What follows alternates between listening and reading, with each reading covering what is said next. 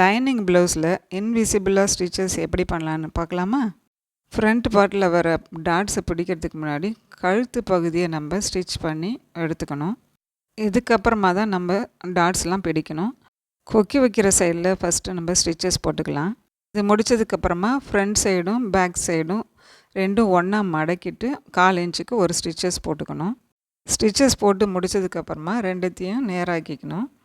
இதுக்கப்புறம் தான் நம்ம சென்டர் டாட்ஸு பிடிக்க ஆரம்பிக்கணும். சென்டர் டாட்ஸு பிடிக்கும்பொழுது சென்டர் டாட்ஸோட நடுப்பகுதியில் நம்ம கோடு போட்டிருக்கோம் இல்லைங்களா, அந்த இடத்துல ஸ்டிச் பண்ணி மேலேருந்து அடித்து மறுபடியும் கீழே வரணும்.